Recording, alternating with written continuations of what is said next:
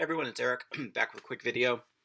One of the things I wanted to talk about with this channel was the high energy rock and roll scene, or the international garage punk scene, whatever you want to call it. Action rock was another term for it, used for it.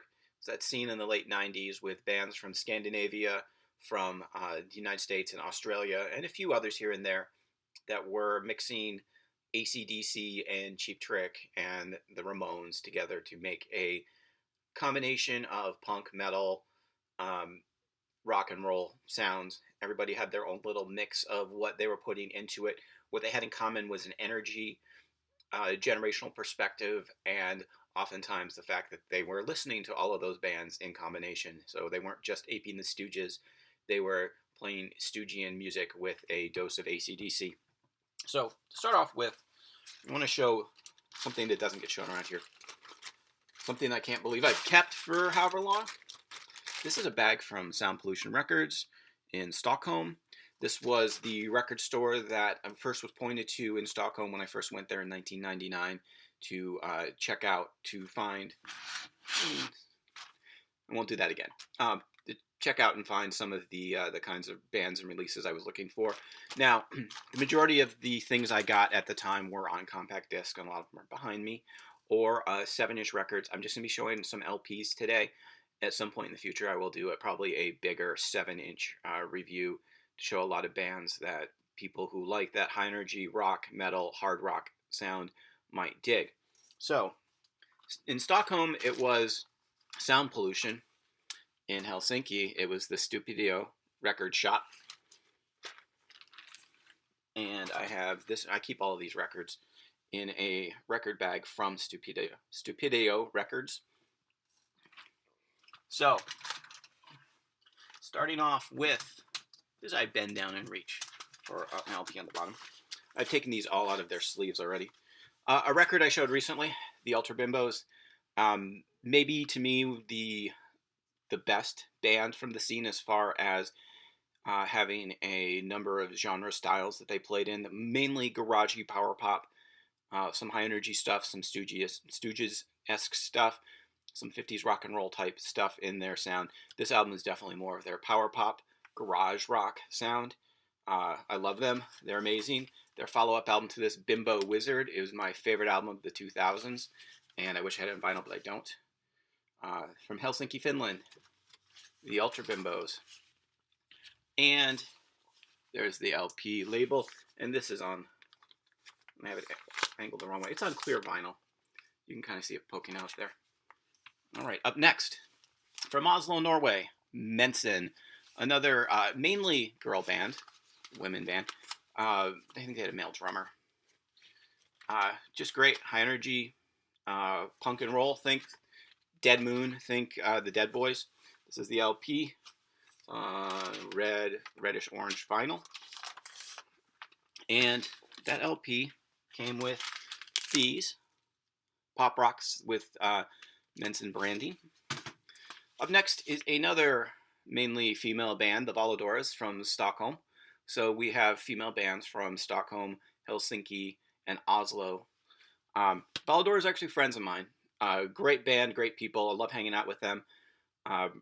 Just once again, more of that 60s girl group, punk rock, Ramones, new wavy, just all kinds of stuff. They do a cover of Johnny Are You Queer? Not on this, but on something else. Yeah, good stuff. Definitely worth checking out if you can find it. And this record is on black vinyl. All right. Next we come to, and I put this out of order, what is one of the most important bands from the scene. And this is the only one of their LPs that I actually have on, or albums I have on LP, and that's the Soundtrack of Our Lives with their Throw It to the Universe record, which was one of their final records, if not the last record. Gatefold. Great band, kind of psych rock. Think more on the Stooges tip of things than the AC/DC tip of things. I saw them live a number of times, black vinyl. Always put on a great show.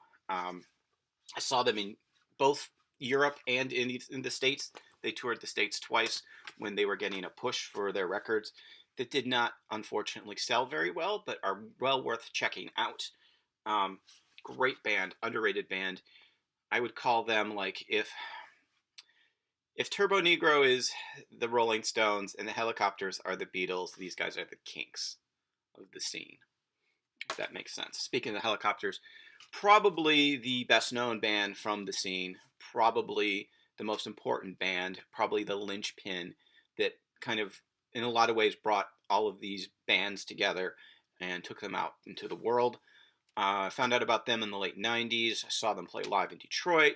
There's a concert documentary, or I'm sorry, a tour documentary called Goodnight Cleveland about their U.S. tour that I'm actually in. I got this at their last show, which my brother and I were at their last show. My brother's photographs from that show wound up in Billboard magazine as part of a contest. That was pretty cool. This is their final studio record, which is actually a covers album, where they covered songs by a bunch of bands, most of whom people don't know, that were bands that they started out with. So you've got the Robots, and you've got the Peep Shows, and you've got Zen Gorilla, I believe, and the New Bomb Turks, and the Bell Rays. So lots and lots of great stuff on here. Yeah, they were a great band. Unfortunately, they didn't make it big in the States where they should have. There's no reason that hard rock radio should not be playing some of their songs. But they're out there. I have whole bunches of their stuff on 7-inch and just about everything on CD. Even though I had the chance to get the LPs once upon a time, and I passed on it. Shame on me. But this is their album, the last one, and it's well worth checking out. It came with a big-ass poster, which I won't open. And then here is the vinyl, which is just black vinyl. I'm not a big collector of colored vinyl, but, you know, when I can. So, I don't know if you'll be able to see that.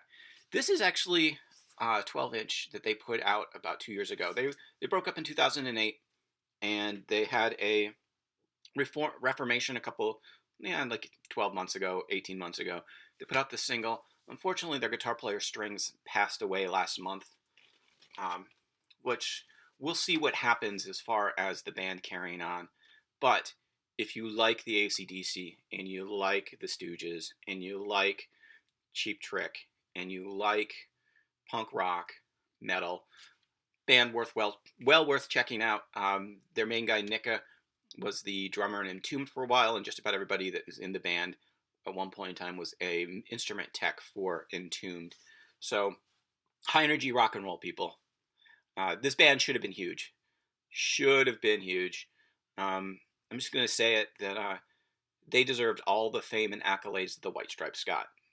But, at any rate, so there is that.